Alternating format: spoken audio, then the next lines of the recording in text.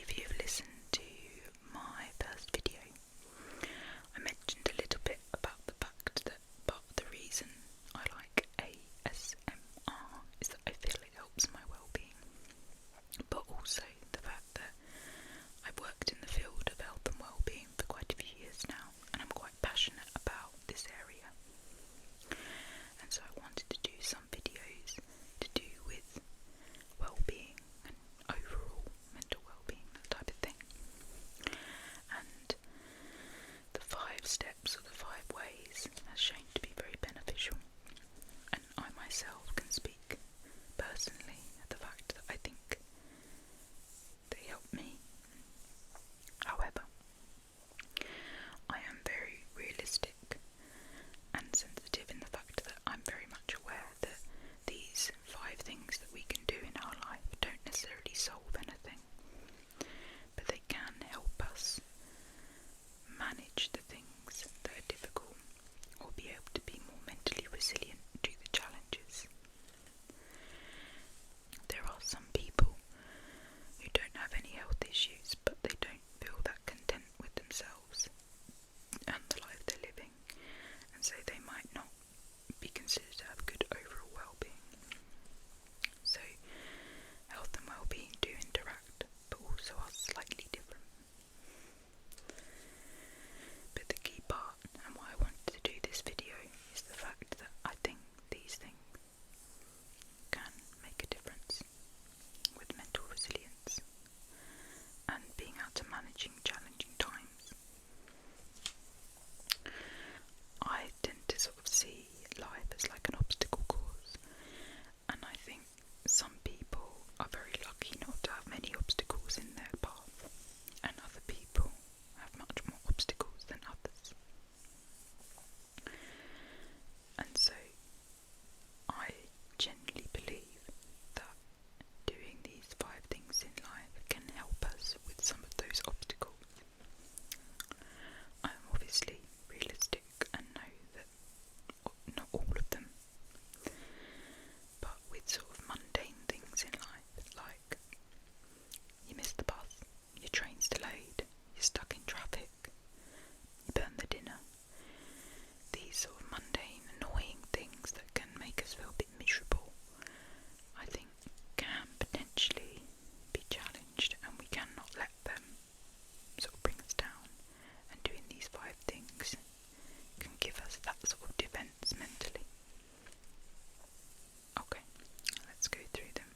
I'm going to speak about each one, and I'll go through what the NHS website says as well. Number 1 is connection or connecting with people. This is one of those ones where it's not saying that someone who is an introvert needs to suddenly become extroverted, and if you enjoy your own company, that's great. It's not about suddenly always speaking with people. The key part though is that if you have some connection with other people and you feel supported, and interacting with others can also make us feel more positive. That can help with our overall well-being. Even small things like I voice note my friend if I'm worrying about something, and she'll reply, usually validating my feelings or with maybe some advice to help me feel better. Sometimes it's about interacting with people and sharing similar interests or making each other laugh, or it can even be mundane things like simply saying thank you to someone who held the door open for you, or having a chat with the cashier when you go to buy something, or saying hello to a neighbour. All these things, interaction with people over time, can help. And I can kind of vouch for this, where when I was doing my postgraduate degree, there was a period of time that I barely spoke to anyone when doing the research project, and I did actually feel pretty low, and in the end I did have a long conversation on the phone with either a member of my family or a friend, because I realised I hadn't spoken to anyone for so long. And it does, I think, affect you if you feel like you've not spoken to anyone for ages. It can make you feel a bit low. So connecting with people is the first one of the 5 ways. Let me just read what the NHS website says. Connect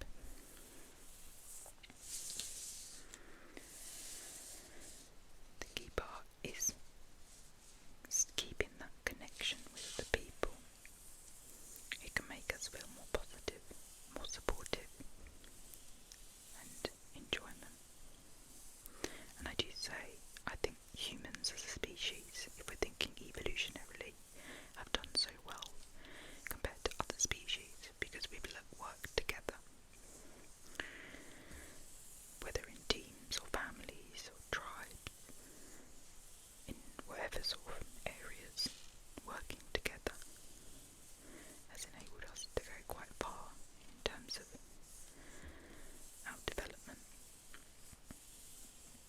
Okay, the next one, being active. Now, I could talk about this for ages. I'm very passionate about the importance of physical activity and exercise. I really enjoy sports science types, that type of thing. And I've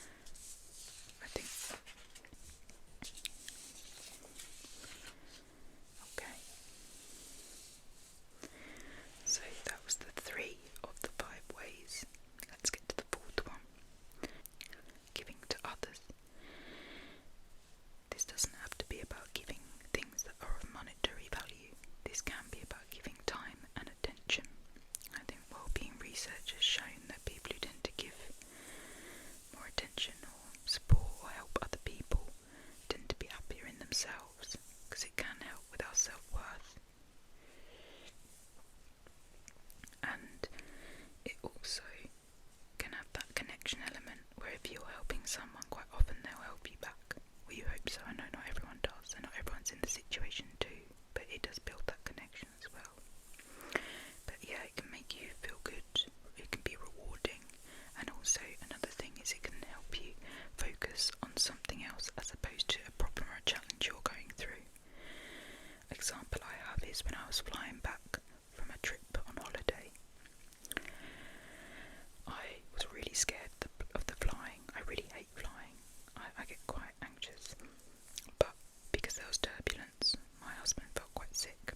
And I remember that there was actually quite a few minutes I completely forgot my fear of flying or what I was worrying about, because I was more concerned about my husband. So it does show sometimes that our worries we can distract from when we're helping other people. I am obviously realistic that there's some situations we can't do that, but yeah, giving your attention to other people can sometimes help you manage your issues as well, and it can help you put things into perspective as well.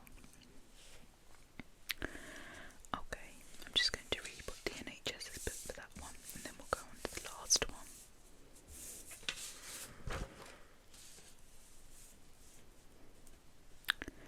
Research suggests that acts of giving and kindness can help improve your mental well-being by creating positive feelings and a sense of reward, giving you a feeling of purpose and self-worth, helping you connect with the people. Like I said, it does interact with the first connection of the 5 ways.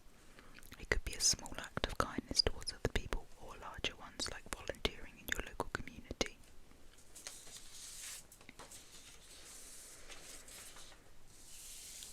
So, the final one is take notice. And this one means trying to stay within the present. Quite often we can let the present pass us by if we're dwelling on the past, or if we're worrying over the future. So let's have a look at what the NHS website says about taking notice of the present. Then they've worded it slightly different. Pay attention to the present, but the same means the same thing. So paying more attention to the present moment can improve your mental well-being. This includes your thoughts and feelings, your body and the world around you. Some people call this awareness mindfulness. Mindfulness can help you enjoy life more and understand yourself better. It can positively change the way you feel about life and how you approach challenges. And that's the key point. Not letting life pass you by, not dwelling and catastrophizing on things you can't change, and worrying about things out of your control. Take notice of the good in your life right now, and the things you enjoy can help you have that overall better well-being. I always do say, try and take notice when you're enjoying yourself. Take notice when you like something, because quite often we notice when things don't go right, whereas really we should just try and also notice when things are going well. So, thank you very much for listening to this video. I hope the 5 ways have been useful to learn about. I always put a disclaimer in that I'm not a medical professional, and this should not be used in any way as treatment to any mental or physical health condition.